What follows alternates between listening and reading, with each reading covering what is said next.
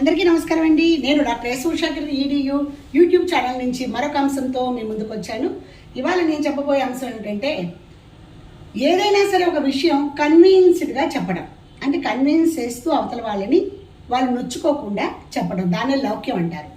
మనలో చాలా మందికి అది రాదు. ఎందుకంటే లౌక్యం అంటూ వస్తే అసలు తగాదాలే జరగవు కదా. అవతల వాళ్ళు నొచ్చుకోకుండా వాళ్ళ పని వాళ్ళు చక్కగా అటువంటి టాలెంట్ చాలా కొద్ది మందిలో ఉంటుంది. కానీ ప్రజెంట్ ఉన్నటువంటి సిచ్యుయేషన్స్లో అది మనకి చాలా అవసరం.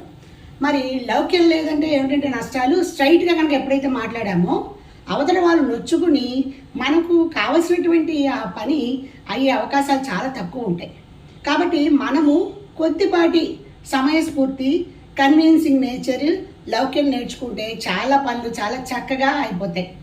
అలాగే అవతల వాళ్ళు కూడా నొచ్చుకోకుండా వాళ్ళు అడిగిన దాంట్లో పాయింట్ ఉంది కదా అని ఆలోచింపజేసే విధంగా ఉంటాయి.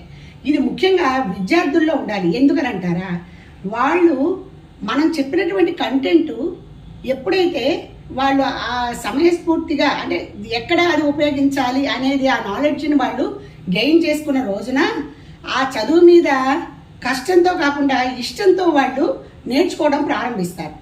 అలాగే ఎవరైనా అడిగితే దానికి రిలేటెడ్గా ఉన్నటువంటి ఆ కంటెంట్ని ప్రజెంట్ చేయగలిగేటువంటి అవకాశం ఉంటుంది. వాళ్ళు ఈ డిబేట్స్లో, అదే ఎలక్యూషన్స్లో స్టేజ్ ఫియర్ లేకుండా ఎప్పుడైతే ఈ చిన్న చక్కటి టూల్ వాళ్ళు ఉపయోగించుకున్నారో వాళ్ళు వాళ్ళ భవిష్యత్తుని చాలా చక్కగా వాళ్ళు వేసుకుంటారు. ఇది ఒక చాలా ముఖ్యమైనటువంటి అభ్యసన ప్రక్రియ. మరి అలాగా పెద్దవాళ్ళమైనా మనము నేర్చుకోవాల్సిందే, చిన్నపిల్లలైనా స్టూడెంట్స్గా ఉన్నటువంటి వాళ్ళకి కూడా ఇది చాలా అవసరం. ఆ క్వశ్చన్కి ఆన్సర్ వాళ్ళు సమయస్ఫూర్తిగా ఎలా చెప్పగలగాలి, అంటే ఇక్కడ నొచ్చుకోవడం కాదు, కరెక్ట్ ఆన్సర్స్. ఆ విధంగా పిల్లలకు ఉపయోగపడుతుంది, మనకు కూడా చాలా చాలా ఉపయోగం. కాబట్టి మరి చిన్న కాన్సెప్టే అయినా, మీ అందరికీ తెలిసిందే అయినా, నా మాటగా నేను అనుకున్నది చెప్పడం ఒక పద్ధతిగా అలవాటు చేసుకున్నాను. కాబట్టి ఎవరికైనా హెల్ప్ అవుతుందేమో అనే ఉద్దేశంతో ఇవాళ ఈ అంశాన్ని తీసుకున్నాను.